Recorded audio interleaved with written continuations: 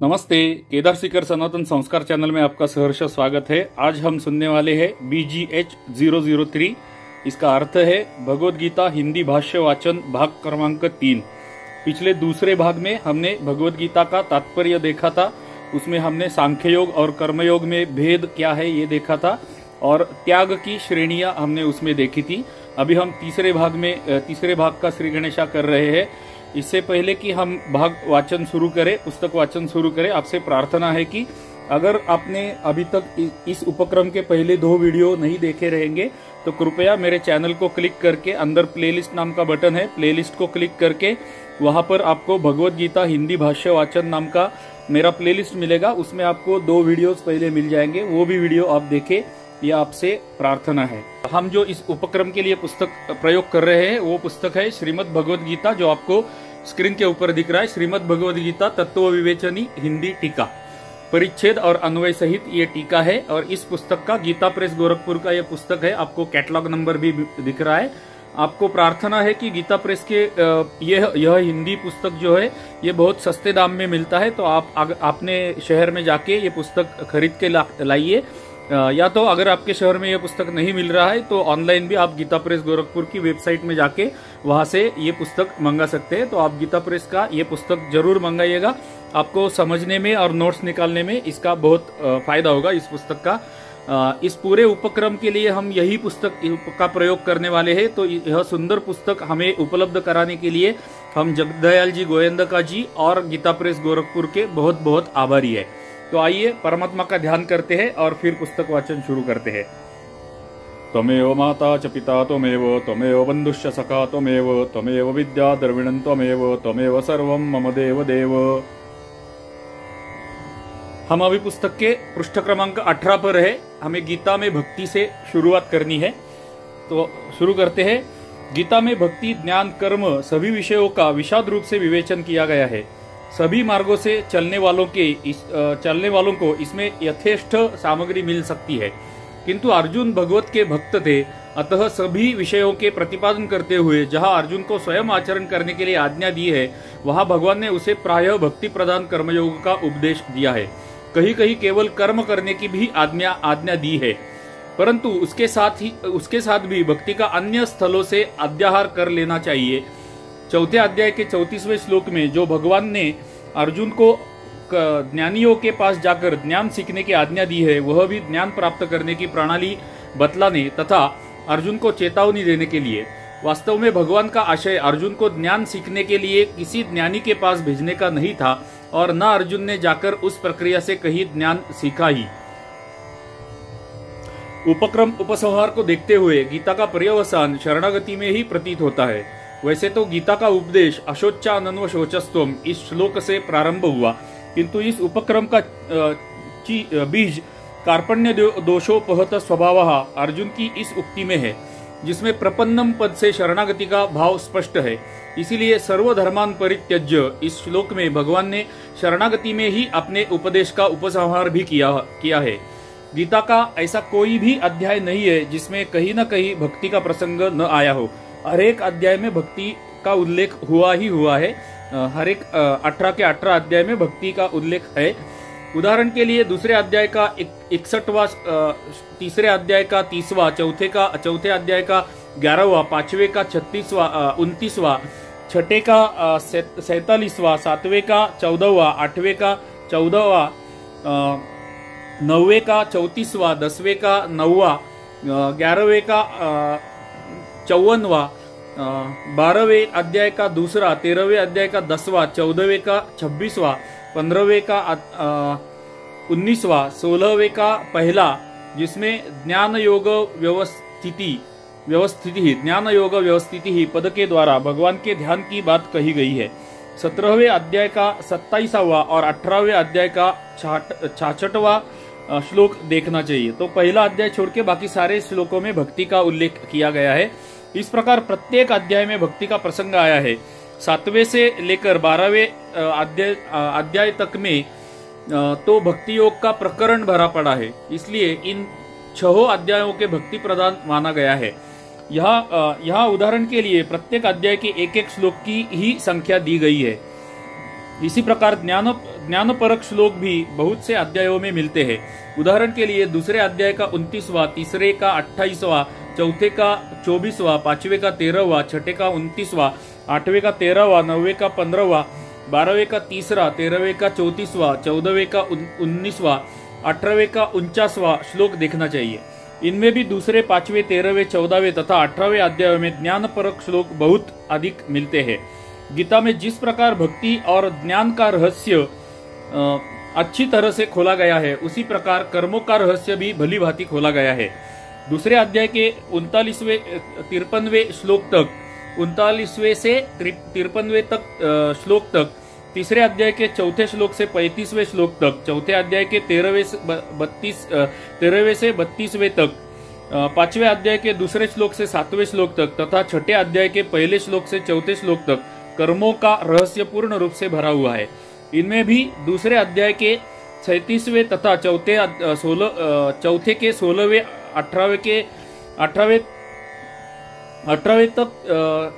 18वें तक में, क्योंकि कर्मों का रहस्य को विशेष रूप से विवेचन हुआ है। इसके सिवा अन्य अध्यायों में भी कर्मों का वर्णन है। तो कुल मिलाकर हमें उन्होंने जब सूची दी है कि किन किन अध्यायों में कर्मों का वर्णन आया हुआ है, ये सूची हमें उन्होंने दी है। अगला पैराग्राफ, इसमें आप अगर ज्यादा ध्यान नहीं भी देंगे, कुछ समझ में नहीं आएगा तो भी कोई प्रॉब्लम नहीं है, क्योंकि हम डिटेल में आगे जाके सब कुछ पढ़ने वाले हैं। स्थान संकोच से अधिक प्रमाण नहीं दिए जा रहे हैं। इससे यह विदित होता है कि गीता में केवल भक्ति का ही वर्णन नहीं है, ज्ञान, कर्म और भक्ति तीनों का ही सम्यक्तया प्रतिपादन हुआ है। सगुण निर्गुण की उपासना और तत्व, एक नया विषय, अभी आज के हमारे वीडियो में नया विषय, सगुण निर्गुण की उपासना और तत्व। तो क्या है सगुण और निर्गुण की उपासना और उसके तत्व क्या है? ऊपर यह बात कही गई है कि परमात्मा की उपासना भेद दृष्टि से की जाए अथवा अभेद दृष्टि से, दोनों का फल एक ही है। यह बात कैसे कही गई? क्योंकि भेदोपासक को तो भगवान साकार रूप में दर्शन देते हैं और इस शरीर को छोड़ने के बाद वह उन्हीं के परम धाम को जाता है, और अभेदोपासक स्वयं ब्रह्मरूप हो जाता है, वह कहीं जाता आता नहीं है। इसका उत्तर यह है कि ऊपर जो बात कही गई है वह ठीक है, और प्रश्नकर्ता ने जो बात कही वह भी ठीक है। दोनों का समन्वय कैसे है, अब इसी पर विचार किया जाता है। साधन काल में साधक जिस प्रकार के भाव और श्रद्धा से भावित होकर परमात्मा की उपासना करता है, उसको उसी भाव के अनुसार परमात्मा की प्राप्ति होती है। जो अभेद रूप से अर्थात अपने को परमात्मा से अभिन्न मानकर परमात्मा की उपासना करते हैं, उन्हें अभेद रूप से परमात्मा की प्राप्ति होती है, और जो भेद रूप से उन्हें भजते हैं, उन्हें भेद रूप से ही वे दर्शन देते हैं। साधक के निश्चय अनुसार परमात्मा भिन्न भिन्न रूप से सब लोगों को मिलते हैं। भेदोपासना तथा अभेदोपासना दोनों ही उपासनाएं भगवान की उपासनाएं हैं, क्योंकि परमात्मा सगुण निर्गुण, साकार निराकार, व्यक्त अव्यक्त सभी कुछ है। जो पुरुष परमात्मा को निर्गुण निराकार समझते हैं, उनके लिए वो निर्गुण निराकार है। जो उन्हें सगुण निराकार मानते हैं, उनके लिए वो सगुण निराकार है। जो उन्हें सर्वशक्तिमान, सर्वाधार, सर्वव्यापी, सर्वोत्तम यानी सब प्रकार के उत्तम गुणों से युक्त मानते हैं, उनके लिए वो सर्व सद्गुण संपन्न है। जो पुरुष उन्हें सर्वरूप मानते हैं, उनके लिए वे सर्वरूप है। जो उन्हें सगुण साकार मानते हैं, उनके लिए वो सगुण साकार रूप में प्रकट होते हैं। यानी कि हमारे जैसे नॉर्मल जो लोग होते हैं वो सगुण साकार रूप मानते हैं। नॉर्मली हम लोग परमेश्वर का सगुण साकार, क्योंकि हम विग्रह की पूजा करते हैं, तो सगुण साकार रूप में हम विश्वास रखते हैं और उस मार्ग को अपनाना चाहते हैं। उस मार्ग के द्वारा भक्ति मार्ग अपनाना चाहते हैं, तो उनके लिए यानी कि हमारे लिए वो सगुण साकार रूप में प्रकट होते हैं। ऊपर जो बात कही गई है वह तो ठीक है, परंतु इससे प्रश्नकर्ता की मूल आशंका का समाधान नहीं हुआ। वह जो कि त्यों बनी हुई शंका तो यही थी कि जब भगवान को भगवान सबको अलग अलग रूप में मिलते हैं, तब फल में एकता कहाँ हुई? इसका उत्तर यह है कि प्रथम परमात्मा साधक को उसके भाव के अनुसार ही मिलते हैं। उसके बाद जो भगवान के यथार्थ तत्व की उपलब्धि होती है, वह वाणी के द्वारा अकथनीय है। तो भगवान के यथार्थ तत्व की उपलब्धि उसके बाद जो होती है, वो वाणी के द्वारा अकथनीय है। वो बताई नहीं जा सकती है, या शब्दों में बतलाई नहीं जा सकती, या लिखी नहीं जा सकती है, और सिखाई नहीं जा सकती है। वो अनुभव करने की बात है। भेद अथवा अभेद रूप से जितने प्रकार से भी परमात्मा की उपासना होती है, उन सबका अंतिम फल एक ही होता है। इस बात को स्पष्ट करने के लिए भगवान ने अभेदोपासकों को अपनी प्राप्ति बतलाई है, और भेदोपासकों के लिए यह कहा है कि वह ब्रह्म को प्राप्त होता है, शाश्वत शांति को प्राप्त होता है, ब्रह्म को जान जाता है, अविनाशी शाश्वत पद को प्राप्त होता है, इत्यादि इत्यादि। अभेदोपासना तथा भेदोपासना दोनों प्रकार की उपासना का फल एक ही होता है। इसी बात को लक्ष्य कराने के लिए भगवान ने एक ही बात को उलट फेर कर कई प्रकार से कहा है। भेदोपासक तथा अभेदोपासक दोनों के द्वारा प्राण प्रिय वस्तु यथार्थ तत्व एक ही है। उसी को कहीं परम शांति और शाश्वत स्थान के नाम से कहा गया है। आगे वो लिखते हैं, कहीं परम धाम के नाम से, कहीं अमृत के नाम से, कहीं माम नाम पद से, कहीं परम गति के नाम से, कहीं संसिद्धि के नाम से, कहीं अव्यय पद के नाम से, कहीं ब्रह्म निर्वाण के नाम से और कहीं निर्वाण परमा शांति के नाम से व्यक्त किया है। इनके अतिरिक्त और भी कई शब्द गीता में अंतिम फल को व्यक्त करने के लिए प्रयुक्त हुए हैं। सबका अर्थ एक ही है, परंतु वह वस्तु सभी साधनों का फल है। इसके अतिरिक्त उसके विषय में कुछ भी कहा नहीं जा सकता है। वह वाणी का अविषय है। जिसे वह वस्तु प्राप्त हो गई है वही उसे जानता है, परंतु वह भी उसका वर्णन नहीं कर सकता है। उपर्युक्त शब्दों तथा इसी प्रकार के अन्य शब्दों द्वारा शाखा चंद्र न्याय से उसका लक्ष्य मात्र करा सकता है। अतः सब साधनों का फलरूप जो परम वस्तु तत्व है वह एक है। यही बात युक्ति संगत है। तो परमात्मा का, जिन्हें परमात्मा की प्राप्ति हुई है, परमात्मा पद की प्राप्ति हुई है, वो उसका शब्दों में वर्णन नहीं कर सकते हैं, लिख नहीं सकते हैं और हमें समझा भी नहीं सकते हैं। वो अनुभव लेने की चीज है। तो हमें अनुभव लेना चाहिए। हमें मिलेगा कि नहीं पता नहीं है, लेकिन हमें उस दिशा में जरूर जाने का प्रयत्न करते रहना चाहिए और उसके लिए गीता सर्वोत्तम और सरल सुलभ मार्ग है।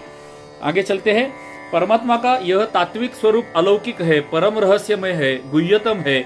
जिन्हें वह प्राप्त है वे ही उसे जानते हैं, परंतु यह बात भी उसका लक्ष्य कराने के लिए उद्देश्य से ही कही जाती है। युक्ति से विचार कर देखा जाए तो यह कहना भी नहीं बनता। अगला विषय गीता में समता। नया विषय है गीता में समता। अभी समता गीता में कहाँ पर है वो अभी हमें वो समझाएंगे। गीता में समता की बात प्रधान रूप से आई हुई है। भगवत प्राप्ति को तो समता ही कसौटी है। ज्ञान, कर्म एवं भक्ति तीनों ही मार्गों में साधन रूप में भी समता की आवश्यकता बताई गई है और तीनों ही मार्गों से परमात्मा को प्राप्त हुए पुरुषों का भी समता को एक असाधारण लक्षण बतलाया गया है। साधन भी उसके बिना अधूरा है, सिद्धि तो अधूरी है ही। जिसमें ममता नहीं वह सिद्ध कैसा, जिसमें समता नहीं वह सिद्ध कैसा। समदुख सुखम पद से ज्ञान मार्ग के साधकों में समता वाले को ही अमृतत्व अर्थात मुक्ति का अधिकारी बतलाया गया है। सिद्ध सिद्धो समो भूत्वा समत्वम योग उच्यते। इस प्रकार कर्म योग के साधक को समता युक्त होकर कर्म करने की आज्ञा दी गई है और भक्ति मार्ग के साधक के लिए भी इन्हीं गुणों के सेवन की बात कही गई है। इसी प्रकार गुणातीत सिद्ध ज्ञान योगी के लक्षणों में भी समता का प्रधान रूप से समावेश पाया जाता है और सिद्ध कर्मयोगी को सम बतलाया गया है तथा सिद्ध भक्त के लक्षणों में भी समता का उल्लेख किया गया है। इस समता का तत्व सुगमता के साथ भली भांति समझाने के लिए श्री भगवान ने गीता में अनेकों प्रकार से संपूर्ण प्राणी, क्रिया, भाव और पदार्थों में समता की व्याख्या की है। जैसे मनुष्यों में समता। अभी मनुष्यों में समता के लिए परमात्मा क्या कहते हैं? 6 अध्याय के 9वें श्लोक में कहते हैं मनुष्यों में समता। सुहृन्मित्रार्युदासीन मध्यस्थद्वेष्य बंधुषु साधुष्वपि च पापेषु समबुद्धिर्विशिष्यते। यह मनुष्यों में समता, इसका अर्थ अभी देखते हैं। सुहृद, मित्र, वैरी, उदासीन, मध्यस्थ, द्वेष्य और बंधुगणों में, धर्मात्माओं में और पापियों में भी समान भाव रखने वाला अत्यंत श्रेष्ठ है। ये मनुष्यों में समता के बारे में परमात्मा हमें बताते हैं, उपदेश करते हैं। मनुष्यों और पशुओं में समता। अभी मनुष्य में समता देखी। अभी मनुष्य और पशुओं में समता 5वें अध्याय के 18वें श्लोक में है।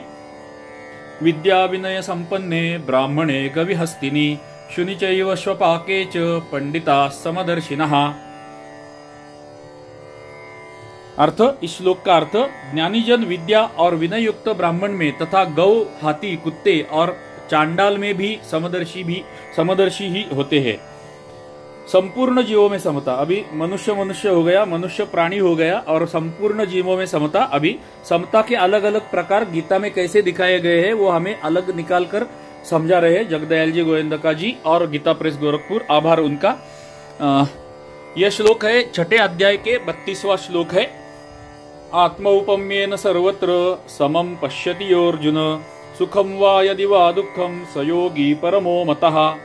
हे अर्जुन, जो योगी अपनी भांति संपूर्ण भूतों में सम देखता है और सुख अथवा दुख को भी सब में सम देखता है, वह योगी परम श्रेष्ठ माना गया है। कहीं पर भगवान ने व्यक्ति, क्रिया, पदार्थ और भाव को समता का एक ही साथ वर्णन किया है। जैसे 12वें अध्याय का 18वां श्लोक है, समश्छत्रौ च मित्रे च तथा मानापमानयोः शीतोष्ण सुख दुखेषु सम संग विवर्जितः। जो शत्रु मित्र में और मान अपमान में सम है तथा सर्दी गर्मी और सुख दुखादि द्वंद्वों में सम है और आसक्ति से रहित है, वह भक्त है। यहाँ शत्रु मित्र व्यक्ति के वाचक है, मान अपमान परकृत क्रिया है, शीत उष्ण पदार्थ है और सुख दुख भाव है। अगला श्लोक 14वें अध्याय का 24वां श्लोक, समदुःख सुख स्वस्थ समलोष्टाश्म कांचनः तुल्य प्रिया प्रियो धीरस तुल्य निंदात्म संस्तुति। जो निरंतर आत्मभाव में स्थित, दुख सुख को सम्मान समझने वाला, मिट्टी पत्थर और स्वर्ग में समान भाव वाला, ज्ञानी प्रिय तथा अप्रिय को एक सा मानने वाला और अपनी निंदा स्तुति में भी समान भाव वाला है, वह गुणातीत है। इसमें भी दुख सुख भाव है, लोष्ट अश्म और कांचन पदार्थ है, निंदा स्तुति परकृत क्रिया है और प्रिय अप्रिय प्राणी भाव पदार्थ तथा क्रिया सभी के वाचक है। इस प्रकार जो सर्वत्र समदृष्टि है, व्यवहार में कथन मात्र की अहंता ममता रहते हुए भी जो सब में समबुद्धि रखता है, जिसका समष्टि रूप समस्त संसार में समभाव है, वह समता युक्त पुरुष है और वही सच्चा साम्यवादी है।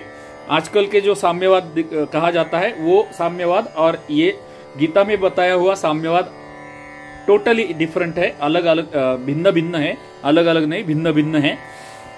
अगला पैराग्राफ, गीता के साम्यवाद और आजकल के कहे जाने वाले साम्यवाद में बड़ा अंतर है। तो अभी वो हमें भिन्नता बता रहे हैं कि आजकल का साम्यवाद और गीता में जो साम्यवाद बताया गया है उनमें अंतर क्या है, यह हमें बता रहे हैं वो। तो आजकल का साम्यवाद ईश्वर विरोधी है और यह गीतोक्त साम्यवाद सर्वत्र ईश्वर को देखता है।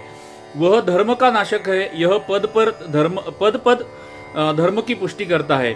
वह हिंसामय है, यह अहिंसा का प्रतिपादक है।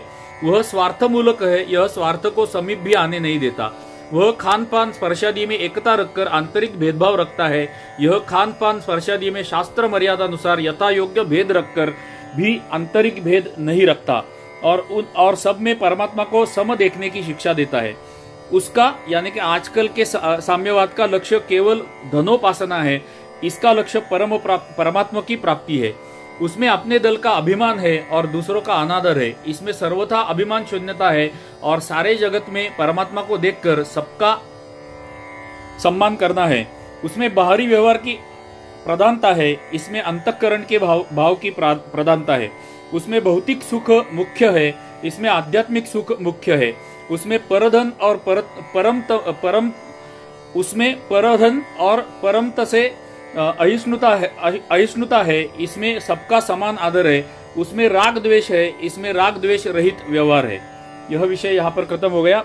आजकल का साम्यवाद और गीता का साम्यवाद का भेद उन्होंने बताया। अगला विषय जीवों की गति। जीवों की गति गीता में जीवों के गुण एवं कर्मानुसार उनकी उत्तम, मध्यम और कनिष्ठ 3 गतियां बतलाई गई है।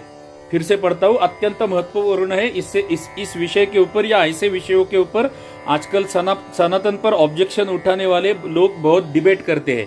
तो हमें ऐसे विषय पता होने चाहिए, हमें भी पता होने चाहिए और हमारी अगली पीढ़ी को भी ये विषय पता होने चाहिए। गीता में जीवों के गुण एवं कर्मानुसार उनकी उत्तम, मध्यम और कनिष्ठ 3 गतियां बतलाई गई है। गुण एवं कर्मानुसार उनकी 3 गतियां बताई गई है। कर्मयोग तथा सांख्य योग की दृष्टि से शास्त्रोक्त कर्म एवं उपासना करने वाले साधकों की गति 8वें अध्याय के 34वें श्लोक में बतलाई गई है। उनमें जो योग भ्रष्ट हो जाते हैं उनको गति का वर्णन 6ठे अध्याय के 40वें से 45वें तक में किया गया है।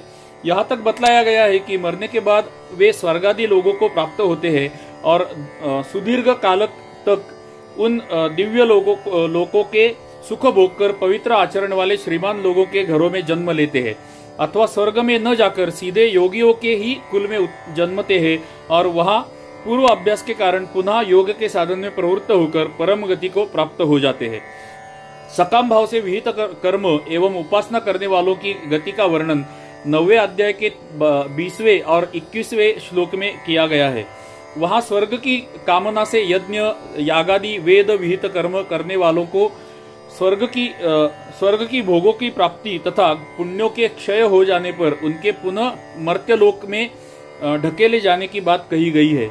वे लोग किस मार्ग से तथा किस तरह स्वर्ग को जाते हैं, इसकी प्रक्रिया 8वें अध्याय के 25वें श्लोक की व्याख्या में बतलाई गई है। तो हम लोग हाइलाइट्स देख रहे हैं भगवत गीता में हमें क्या क्या सीखने को मिलने वाले हैं। इनके हाइलाइट्स भी हमें इन विषयों में मिल रहे हैं।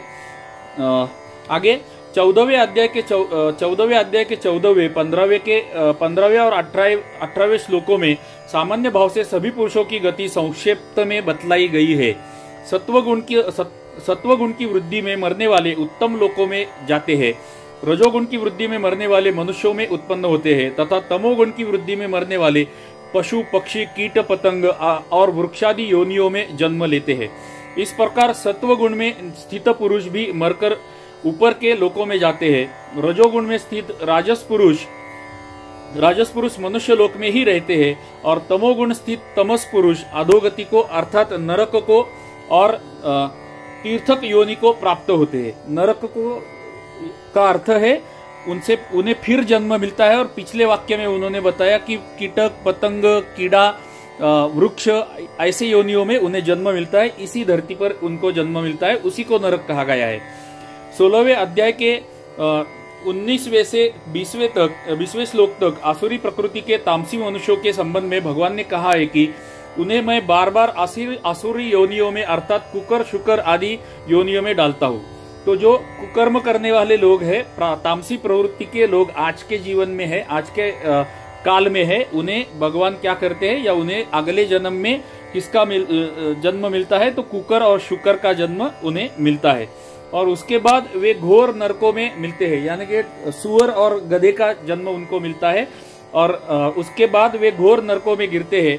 इसी प्रकार और स्थलों में भी गुण कर्मों के अनुसार गीता में जीवों की गति बतलाई गई है।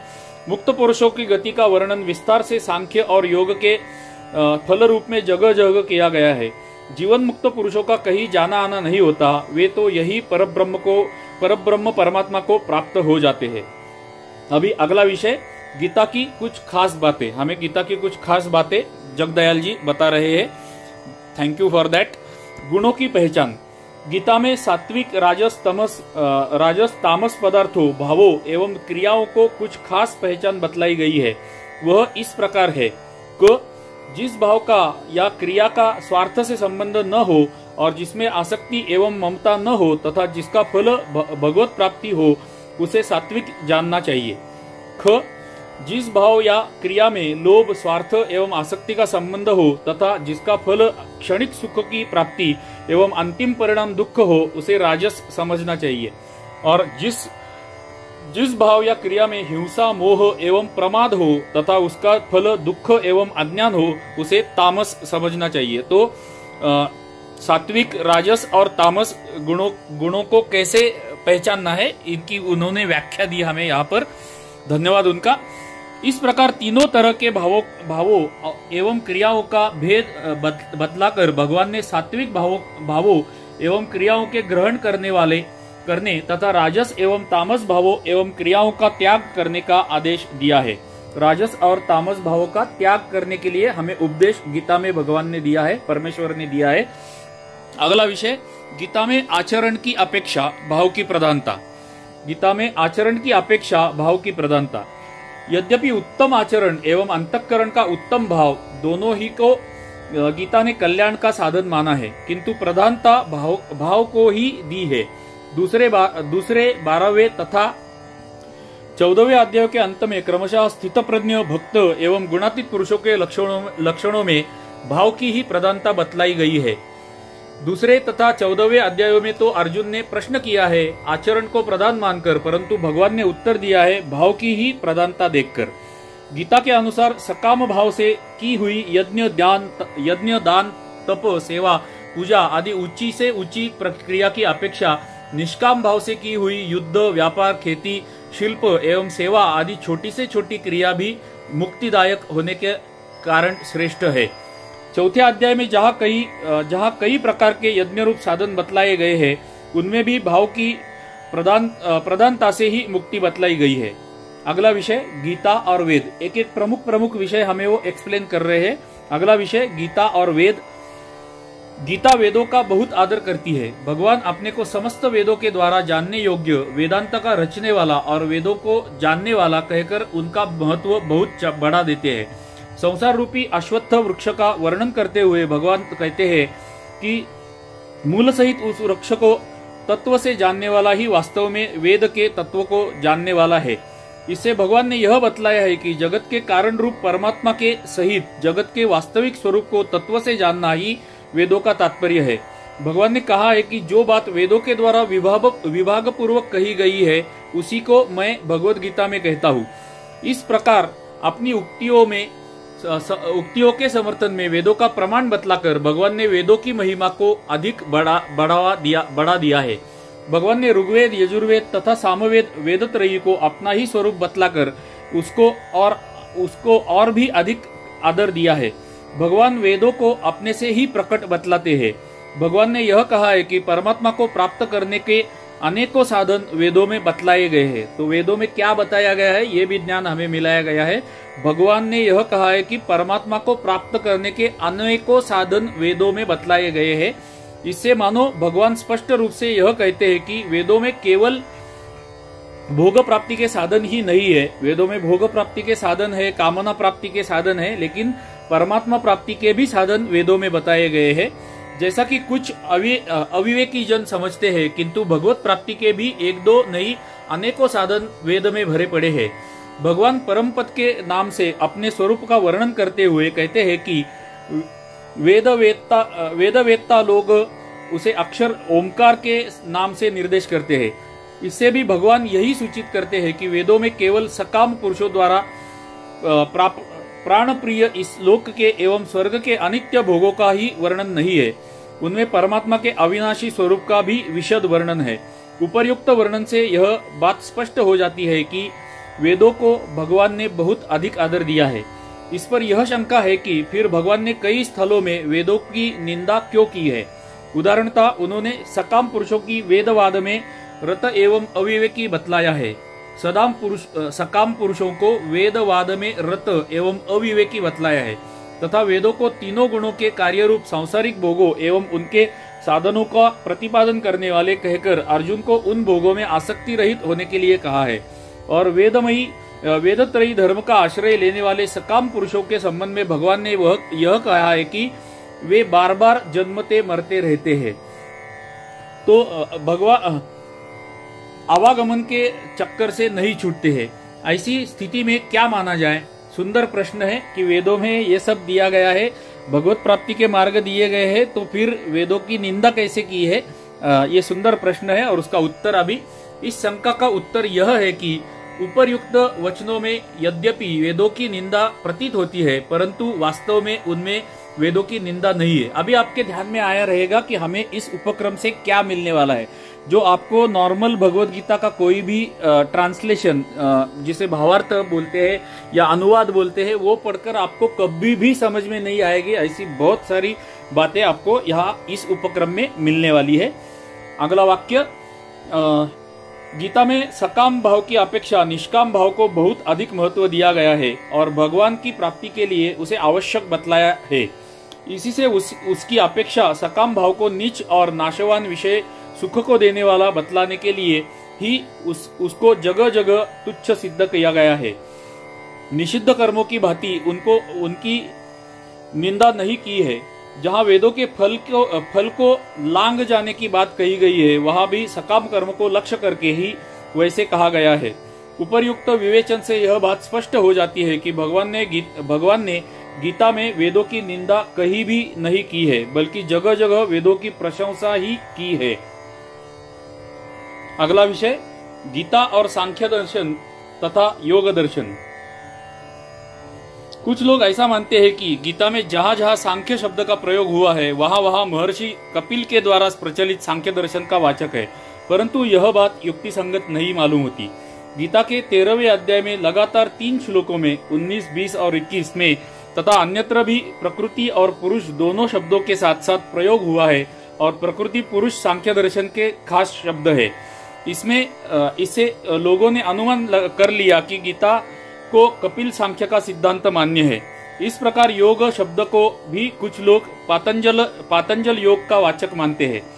5वें अध्याय के प्रारंभ में तथा अन्यत्र भी कई जगह सांख्य और योग शब्दों का एक ही जगह प्रयोग हुआ है। इससे भी लोगों ने यह मान लिया कि सांख्य और योग शब्द क्रमशः कपिल सांख्य तथा पातंजल योग के वाचक है, परंतु यह बात युक्ति संगत नहीं मालूम होती है। न तो गीता का सांख्य कपिल सांख्य ही है और न गीता का योग पातंजल योग ही है। नीचे लिखी बातों से यह स्पष्ट हो जाता है। 1. गीता में ईश्वर को जिस रूप में माना है, उस रूप में सांख्य दर्शन नहीं मानता। 2. यद्यपि प्रकृति शब्द का गीता में कई जगह प्रयोग आया है, परंतु गीता की प्रकृति और सांख्य की प्रकृति में महान अंतर है। कपिल सांख्य की प्रकृति तीनों गुणों की साम्यावस्था है, किंतु गीता की प्रकृति तीनों गुणों के कारण है, गुणों को कारण है, गुण उसके कार्य है। सांख्य ने प्रकृति को अनादि एवं नित्य माना है, गीता ने भी प्रकृति को अनादि तो माना है, परंतु नित्य नहीं। ये हायर लेवल की बातें हैं जरा, लेकिन कान पे पड़े तो कुछ नुकसान तो नहीं होने वाला है। गीता के पुरुष और सांख्य के पुरुष में भी महान अंतर है। कपिल सांख्य के मत में पुरुष नाना है, किंतु गीता सांख्य पुरुष को एक ही मानता है। 4. गीता मुक्ति और सांख्य की मुक्ति में भी महान अंतर है। सांख्य में सत्य में दुखों की आत्यंतिक निवृत्ति ही मुक्ति का स्वरूप है। गीता की मुक्ति में दुखों की आत्यंतिक निवृत्ति तो है ही, किंतु साथ ही साथ परमानंद स्वरूप परमात्मा की प्राप्ति भी है। 5. उपर्युक्त सिद्धांत भेद के सिवा पातंजल योग में योग का अर्थ है चित्त वृत्ति का निरोध, परंतु गीता में प्रकरणानुसार योग शब्द का विभिन्न अर्थों में प्रयोग हुआ है। इस प्रकार गीता और सांख्य दर्शन तथा योग दर्शन के सिद्धांतों में बड़ा अंतर है। अगला विषय, इस टीका का प्रयोजन। अभी यह पुस्तक लिखने का प्रयोजन क्या है, जगदयाल जी गोविंद जी का इसका प्रयोजन बता रहे हैं हमें। बहुत दिनों से कई मित्रों का आग्रह एवं प्रेरणा थी कि मैं अपने भाव के अनुसार गीता पर एक विस्तृत टीका लिखूं। यो तो गीता पर पूज्यपात आचार्यों, संत महात्माओं एवं शास्त्र के मर्म को जानने वाले विद्वानों के अनेक भाष्य, टीकाएं और व्याख्या है, जो सभी आदरणीय है एवं सभी में अपनी अपनी दृष्टि से गीता के मर्म को समझने की चेष्टा की गई है, किंतु उनमें से अधिकांश संस्कृत भाषा में है और विद्वानों के विशेष काम की है। इसीलिए मित्रों का यह कहना था कि सरल भाषा में ऐसी एक सर्वोपयोगी टीका लिखी जाए जो सर्वसाधारण की समझ में आ सके और जिसमें गीता का तात्पर्य विस्तार पूर्वक खोला जाए। यानी कि हमारे जैसे भगवत गीता के प्रारंभिक विद्यार्थी जो पहले श्लोक से गीता का अध्ययन शुरू करने वाले हैं, उनको ये समझ में आ जाए ऐसी सिंपल एक टीका लिखिए। ऐसा आग्रह जगदयाल जी गोविंद जी के मित्रों ने उन्हें किया था और इसीलिए उन्होंने ये टीका लिखी है। इसी दृष्टि को लेकर तथा सबसे अधिक लाभ तो इससे मुझको ही होगा, यह सोचकर इस कार्य को प्रारंभ किया गया। परंतु यह कार्य आपाततः जितना सुकर मालूम होता था, आगे बढ़ने पर अनुभव से वह उतना ही कठिन सिद्ध हुआ। मैं जानता हूँ कि योग्यता एवं अधिकार दोनों की दृष्टि से ही मेरा यह प्रयास दुस्साहस समझा जाएगा। यहाँ पर उनकी जगदयाल जी गोविंद जी की नम्रता दिखती है हमें इस पैराग्राफ से। वर्ण से तो मैं एक वैश्य का बालक हूँ और विद्या बुद्धि की दृष्टि से भी मैं अपने को इस कार्य के लिए नितांत अयोग्य पाता हूँ। अतः गीता जैसे सर्वमान्य ग्रंथ पर टीका लिखने का सर्वथा अनाधिकारी हूँ। कहे गई भावों को संबंध की बात तो भगवान के उपदेश का पूरा पूरा भाव समझने की बात तो दूर रही, उसका शतांश भी मैं समझ पाया हूँ, यह कहना भी मेरे लिए दुस्साहस होगा। तो जगदयाल जी यहाँ पर हमें बोल रहे हैं कि भगवत गीता का शतांश भाग भी मैं समझ गया हूँ, ऐसे भी मैं कहूंगा तो वो भी मेरा दुस्साहस हो जाएगा। तो जगदयाल जी गोविंदका जी जिन्होंने इतना अध्ययन किया है और यह पुस्तक लिखा है, वो कह रहे हैं कि मुझे गीता अभी तक एक शतांश भी समझ में नहीं आई है। तो हमारे सर के ऊपर से कुछ बातें चली गई तो उसमें घबराने की, डरने की कोई बात नहीं है। डरने की हमारा शब्द नहीं है, घबराने की कोई बात नहीं है, भय जानने की कोई बात नहीं है। भगवान के उपदेशों को यत्किंचित भी समझकर उनको काम में लाना तो और भी कठिन बात है। उसे तो वही लोग काम में ला सकते हैं जिन पर भगवान की विशेष कृपा है।